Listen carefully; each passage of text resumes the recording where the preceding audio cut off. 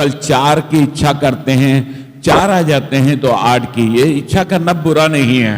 और लेकिन इसका तरीका एक है जो बहुत अच्छा दिया हुआ है फिलिपियों की पुस्तक में, कि परमेश्वर, मैं 4 अध्याय के 19 पद को पढ़ रहा हूं।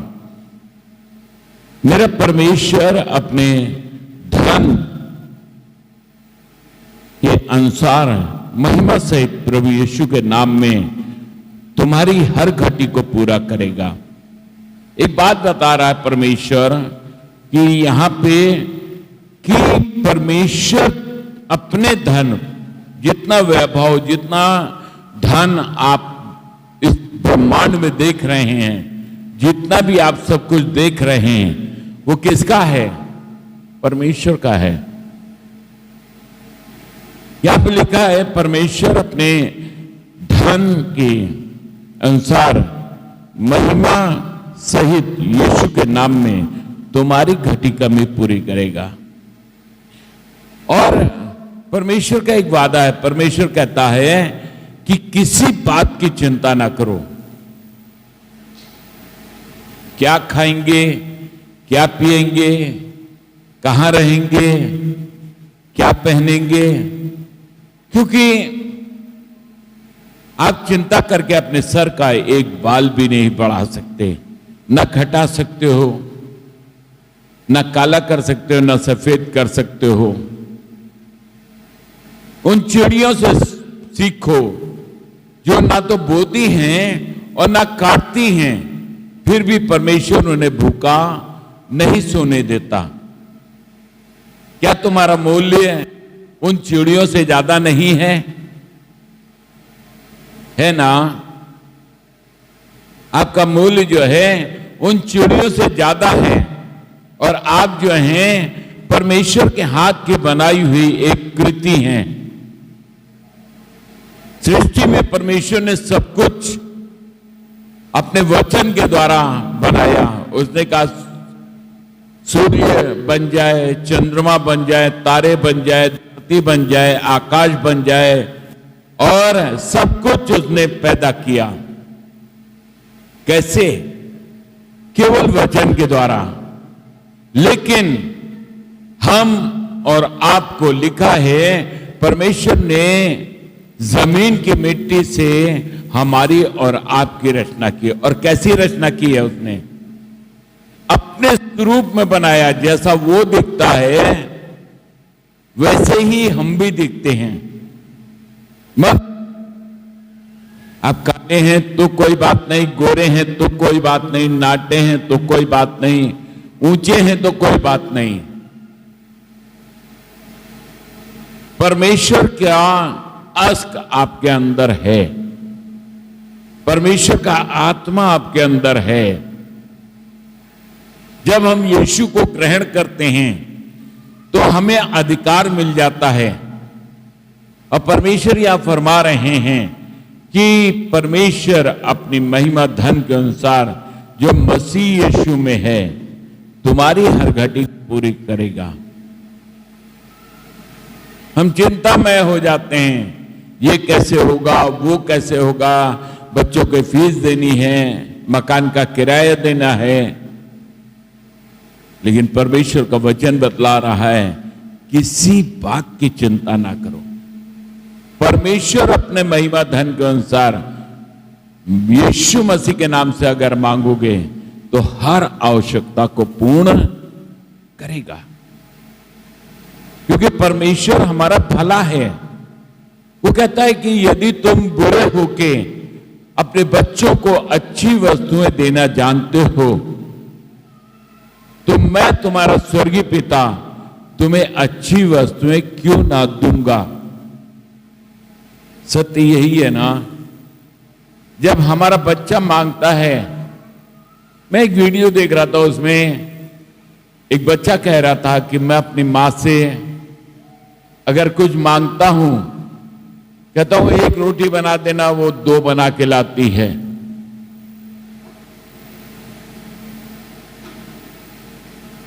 मां मेरी कमीज फट गई है, वो 2 कमीजें सिलवा के देती है।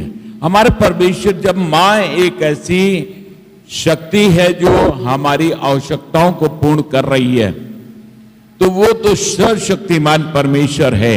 वो कह रहा है कि अपनी महिमा धन के मैं तुम्हारी हर एक आवश्यकता को पूर्ण कर। क्या है? यीशु मसीह के नाम से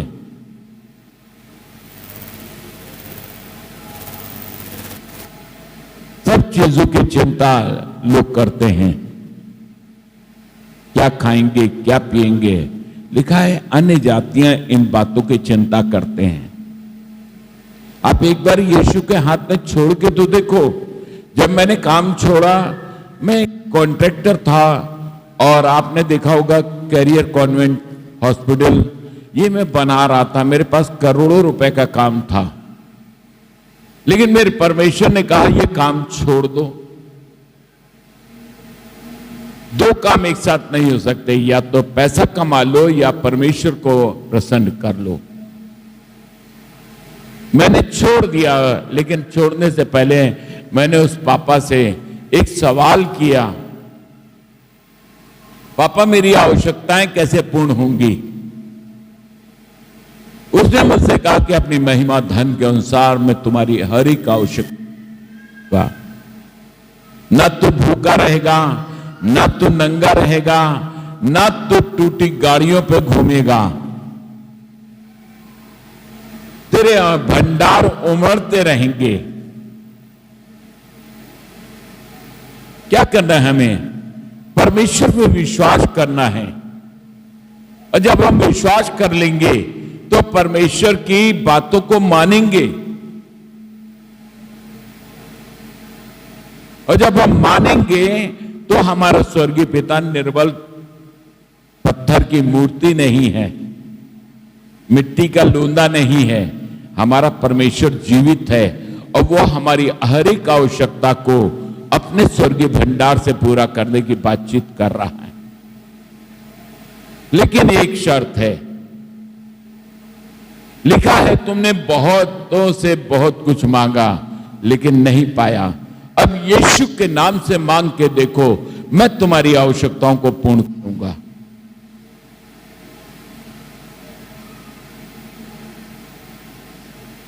लिखा है यहां छठे पद में, किसी बात की चिंता ना करो, परंतु हर एक बात तुम्हारे निवेदन और प्रार्थना और विनती के साथ, धन्यवाद के साथ परमेश्वर के सम्मुख उपस्थित किए जाएं। क्या करना हमें? हर आवश्यकता को क्या करना है? धन्यवाद के साथ, विनती के साथ किसके सम्मुख रखना है? परमेश्वर के सम्मुख। डॉक्टर कह रहा है कि इसको बच्चा नहीं हो सकता। मैं कहता हूं कि मेरा परमेश्वर जिसको 23 साल बाद बच्चा सकता, 16 साल बाद बच्चा दे सकता है, तो वो हर एक को बच्चा दे सकता है। एक हमारे वहां यादव जी आते हैं, वो आईवीएफ करवा रहे हैं, कृत्रिमिक रूप से बच्चा पैदा करवा रहे हैं, सफल नहीं हो रहे हैं। क्या है?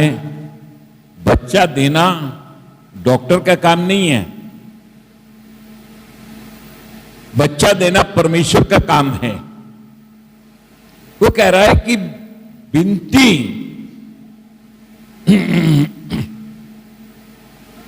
किसी बात की चिंता ना करो, परंतु हर एक बात तुम्हारे निवेदन, प्रार्थना और विनती के साथ, धन्यवाद के साथ परमेश्वर के सम्मुख रखे जाएं। हम वही करना भूल जाते हैं, परमेश्वर के पास नहीं आते हैं। पहले हम तांत्रिक खेलते हैं, थक जाते हैं तो डॉक्टर खेलते हैं। जब बिल्कुल थक जाते हैं, कोई रास्ता नहीं होता, तो हम जो हैं परमेश्वर की शरण लेते हैं। क्या ये उचित है? अगर हम परमेश्वर का नहीं जानते होते तो हम सबसे बाद में परमेश्वर को पकड़ते, लेकिन जब हम परमेश्वर के लोग हैं, जब हमने अपने प्रभु को उद्धारकर्ता मान लिया है, तो हमारा कर्तव्य बनता है कि सबसे पहले परमेश्वर के पास जाएं, निवेदन विनती धन्यवाद के साथ, प्रभु ये घटी है कोई बात नहीं, धन्यवाद हो, हम जानते हैं कि आप हमारी आवश्यकता को पूर्ण करेंगे अपनी महिमा धन के अनुसार। उसके पास किसी चीज की कमी नहीं है। एक औरत के बारे में बताएंगे, शमूएल की पुस्तक पहला अध्याय में लिखा हुआ है कि हन्ना नाम की एक औरत थी, वो परमेश्वर के भवन में गई, परमेश्वर के भवन में जाके फुट फुट के रोने लग गई। लिखा है उसके होंठ तो हिलते थे परंतु शब्द सुनाई नहीं पड़ते थे। वो बांझ थी, उसने अपने आप को परमेश्वर के आगे उंडेल दिया और एक कसम खाई, बड़ी मुश्किल कसम। कहने लगे यदि तू अपनी दासी को एक पुत्र देगा तो उसके सर पे छुरा भी ना फिरने पाएगा और तेरी दासी उसको तेरे भवन में सेवा के लिए छोड़ देगी। है ना मुश्किल काम।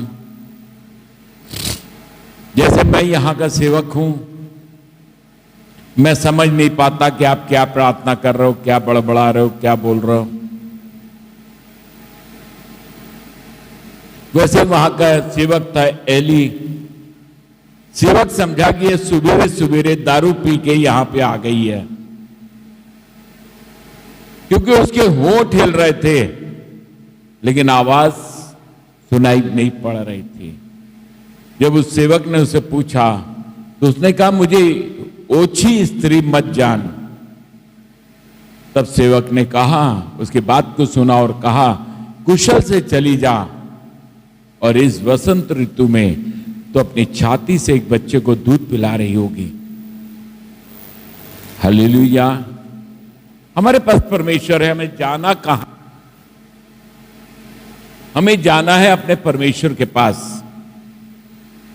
और जैसे ही, जबकि एली के बच्चे बहुत शैतान थे, जो सेवक था उसके बच्चे बड़े खराब थे, परंतु उसने तब भी अपने बच्चे को वहां छोड़ दिया क्योंकि उसने परमेश्वर से वादा किया था। और फिर बड़ा होकर वो एक नबी बना, शमूएल नबी। अपनी महिमा धन के अनुसार आपको देगा। यहां पे कई एक परिवार हैं जो आत्महत्या करने जा रहे थे। 16-16 साल हो गए थे, एक को तो 23 साल हो गए थे। सबने डिक्लेयर कर दिया था, डॉक्टर ने कह दिया था कि इसको बच्चा नहीं हो सकता, लेकिन मेरे प्रभु की महिमा देखिए, उसने अपनी महिमा धन के अनुसार एक नहीं 2-2 बच्चे दिए। जिसको 16 साल के बाद दिए उसको भी पहला बेटा दिया, दूसरी बेटी दी, और जिसको 23 साल के बाद बेटा दिया उसे एक बेटा दिया पहले, फिर बेटी दी।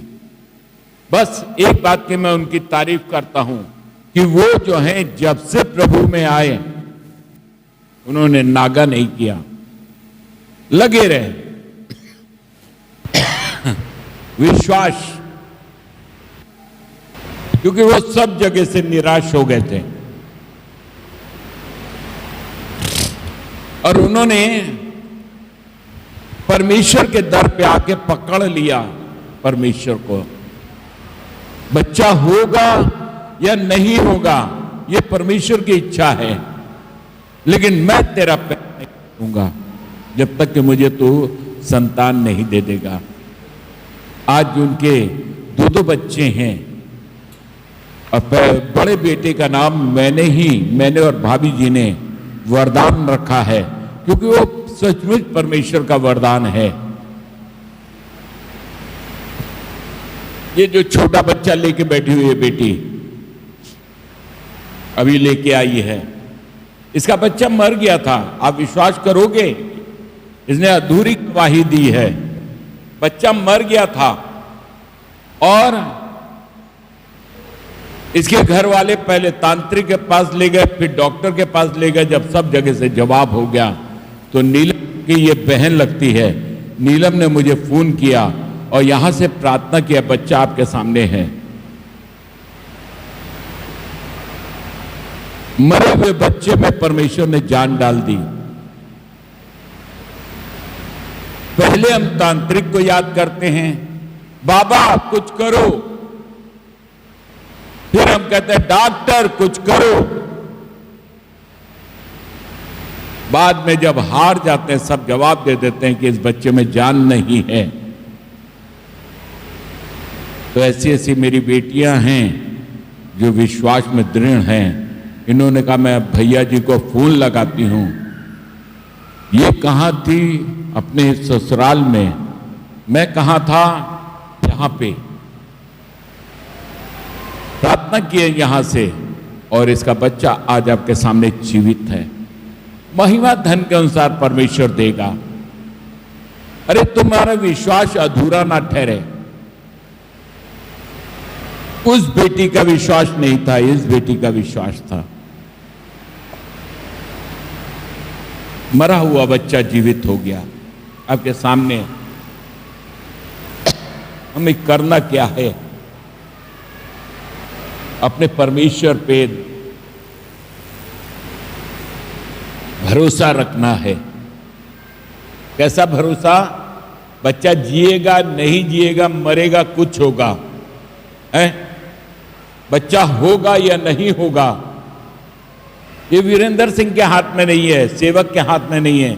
सेवक आपके लिए दिल से प्रार्थना कर रहा है। आज नहीं तो कल परमेश्वर आपकी आवाज को सुनेगा। कह रहा हर आवश्यकता वो अपने महिमा धन के अनुसार पूरी करेगा। आज तक आपने नहीं पाया क्योंकि यीशु मसीह के नाम से नहीं मांगा। दुनिया में दर बदर भटकते रहे। इसमें आप अपने को दोषी ठहरा सकते हैं, परमेश्वर को दोषी नहीं ठहरा सकते। परमेश्वर चाहता है कि जब हम परमेश्वर के पास आएं तो पूरे मन पूरी आत्मा से आएं, ताकि परमेश्वर हमारे कामों को पूरा करे। लगे रहें, लगे रहें। मेरे भी जीवन की गवाही यही है। जब मैं यीशु के पास आया, मैं नहीं जानता था यीशु को। मैंने यीशु को पास आया, यीशु ने मुझे ग्रहण किया, मेरे गुनाहों को क्षमा किया। उसके बाद उसने मेरे पास परीक्षा डाली, परेशानी पे परेशानी, परेशानी पे परेशानी, इतनी परेशानी कि मुझे एक दिन, मैं उपवास से था, मैं प्रार्थना करने लग गया, हे प्रभु अब तो मैं उपवास से हूं, प्रार्थना में हूं, अगर आज मुझे आत्महत्या करनी पड़े तो इस मौत का जिम्मेदार मैं नहीं, तू ठहरेगा। उसी दिन परमेश्वर ने छोड़ दिया, ढीला कर दिया वो बंधन। वो सोच रहा था कि ये जो है छोड़ के चला जाएगा मुझे, वो अपना पैर छुड़ा रहा था मुझसे। मैंने कहा मैंने पकड़ लिया, मरते दम तक नहीं छोड़ूंगा, ये जान भी जाएगी सनम आपकी खातिर, मर जाऊंगा लेकिन तेरा पैर नहीं छोड़ूंगा। और आज आपके सामने दुनिया की हर चीज उसने की है, हर ऐशो आराम है, हमारे बच्चे को भी बहुत ऊंची पोजीशन पे पहुंचा दिया। एक ही बेटी मेरे पास। मैं इसलिए बताता हूं कि आप विश्वास करें और उसके अनुग्रह को देखने पाए। वो कह रहा है कि तुम परमेश्वर पिता की महिमा युग युग करते रहो। हालेलुया। करना क्या है? कुछ नहीं, चढ़ावा नहीं है, दिखावा नहीं है, बत्ती नहीं है, कुछ नहीं करना है। करना क्या है? केवल विश्वास करना है कि हमने अगर यीशु को पा लिया है तो यीशु हमारी हर आवश्यकता पूर्ण करेगा। मुझे नहीं समझ आ रहा था कि जब उसने कहा कि काम छोड़ दो, मुझे नहीं समझ में आ रहा था कि आखिर मेरा और मेरी पत्नी का, मेरी बेटी का जीवन क्या होगा। लेकिन उसने जो वादा किया कि मैं अपनी महिमा धन के अनुसार हर आवश्यकता को पूर्ण करूंगा, और उसने करके दिखाया। प्रभु आपको आशीष दे। जितने लोगों ने इस वचन को ग्रहण किया है,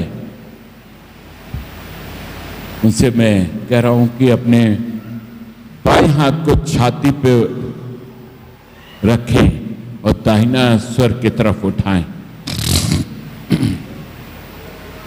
परमेश्वर का आत्मा इस जगह पर है। प्रभु यीशु मसीह, धन्यवाद करते हैं आपका कि आपने चाहा कि हम सब यहाँ इकट्ठा हों और आपके जीवित वचन को सुने, और सुनने वाले ही नहीं, उस पर चलने वाले हो सके। प्रभु यीशु के नाम से आमीन। ये समय है कि हम लोग अपनी भेंट चढ़ाएंगे और परमपिता परमेश्वर को महिमा देंगे। सेल निकाल देना है।